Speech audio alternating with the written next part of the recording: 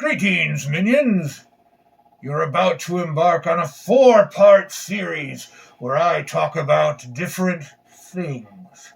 That's right, all sorts of strange and awesome things are going to be the subject of discussion for this 4-part series. So stay tuned, the first part begins now. The August 1938 issue of Astounding Science Fiction magazine included a story written by a Dan A. Stewart, which was the pen name of John Campbell Jr. Campbell Jr. had created a wonderful science fiction horror story in the tradition of the best cosmic horror. It was also known by another name besides its original title of Who Goes There. It was also reprinted later as The Thing from Another World. This was a story about a group of individuals, scientific researchers who had gone up into Antarctica to study various weather patterns and learn more about that environment. They discover a crashed spaceship and an alien creature which begins to take them over. This was later turned into a movie called The Thing from Another World. Big surprise there. In 1951, that film starred Kenneth Tobey. And Kenneth Tobey had a love interest, which was not in the original story at all. There was variations from the original novella. The creature was now a plant-based creature that was spreading its spores to take over the world, not so much the absorbing the human body and mind that the story alluded to. Campbell also wrote a version of it that was a full-length novel called Frozen Hell. It was never fully published in his lifetime, but it was discovered in 2019 and published then, including excerpts from other versions of the story and the movie adaptations that came after.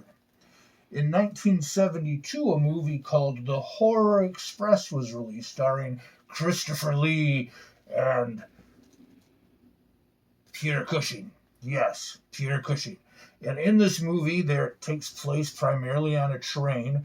The lead characters and the train full of people are subjected to a creature that had been frozen in ice that comes back to life and starts stalking everyone on the train. They borrowed a lot of ideas from the story Who Goes There, a lot of ideas and concepts, but they never formally recognized that it was an official adaptation of that short story. Years later, John Carpenter in 1982 would release his version called The Thing, also known as John Carpenter's The Thing in certain circles. This movie was a much closer adaptation, although modernized from the 1930s to the 1980s. It came much closer to the original content of the story.